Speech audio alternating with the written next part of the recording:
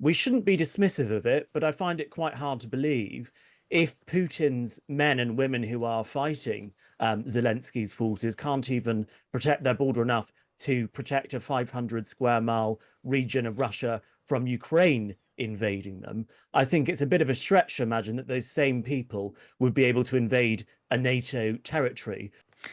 So Vladimir Putin had said that if Western weapons were used to attack Russia by Ukraine on Russian territory, that they would attack a NATO country. And look, there's plenty that Vladimir Putin said that can be discounted, fake news, disinformation. But I just wonder, in light of what Ukraine's doing here, whether you're worried at all, Claire Fox. Well, you've got to be worried because there's a war at the heart of Europe, and that's obviously disconcerting and potentially destabilizing. I'm actually quite impressed, though. Sorry. I'm actually quite impressed, though, by Zelensky really showing quite a degree of courage, actually going on his own, showing that he's not just been doing what NATO tells him, actually putting into practice what the West says, because the West says that it wants to back Ukraine all the way, wants them to win this war, but then often prevaricates.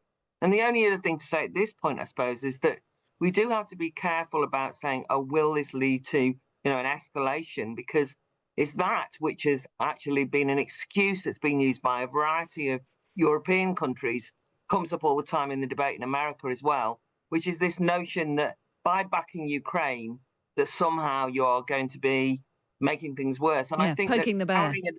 Exactly, and cowering in the face of Putin is no more likely to work than actually trying to fight Putin, the bear. And this is a war that I do think represents an important stand for national sovereignty, for making sure that borders aren't just breached in this way. And in a way, it's a freedom fight. And I think that in that existential sense, I really do want the West to fully support what Zelensky's doing.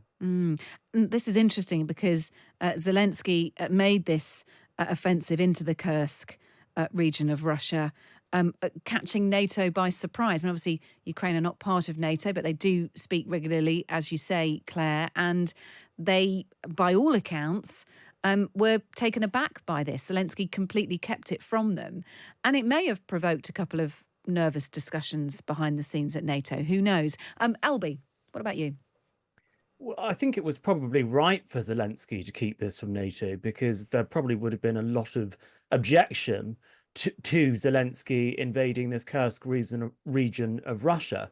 Now, on the point of whether or not this is going to lead to Russia escalating this into some sort of attack on a NATO territory, we shouldn't be dismissive of it, but I find it quite hard to believe if Putin's men and women who are fighting Zelensky's forces can't even protect their border enough to protect a 500 square mile region of Russia from Ukraine invading them. I think it's a bit of a stretch to imagine that those same people would be able to invade a NATO territory and be able to suffer the consequences without them being deemed too great for that sort of thing to take place or not.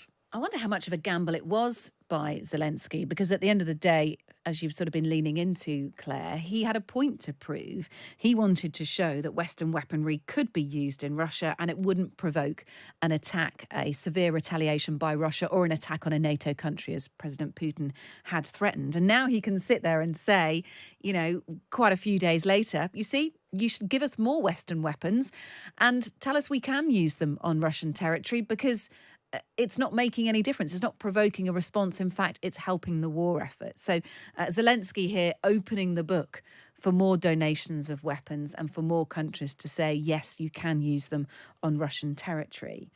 Where do we leave this then, Claire, do you think? I mean, this is a long-running war. There's no end in sight. Many people are quite grumpy. There's a question of Donald Trump, if he becomes president, pulling back some of the American support for this war. Where does this leave us right now? So I think that's right, that we're not sure where it's going. Just to kind of come back on what you said as well, that I think that one of the criticisms that there's been of Zelensky and what's happening in Ukraine, and it actually comes from some of the American skeptics of the war, is that, Zelensky's just a kind of Western poodle, that he's been doing what the West wants him to do, that really is pretend that this is to do with Ukraine's independence or anything to do with Ukraine at all. And there's also critics who just say that Zelensky's just as I say, he's just a kind of puppet. And I think that from a domestic point of view, from the morale of the Ukrainian people, and also to show a little bit of bravery, he's actually stuck his neck out. And I do think it is exactly as you described, Kate, a way of saying, you see, it's not as bad, because it will be a long-running and endless war unless actually more decisive action is taken. And it had got stuck in a rut. And you did feel as though, to a certain extent, Ukraine were forced constantly to be on the defensive. So upping the ante can actually bring to fruition a different outcome, I think. So that's what I'm hopeful for. I think as well, from a timing point of view, you have to say that possibly Trump could get elected. And from Zelensky's point of view, therefore, he wants to resolve things a bit more favorably.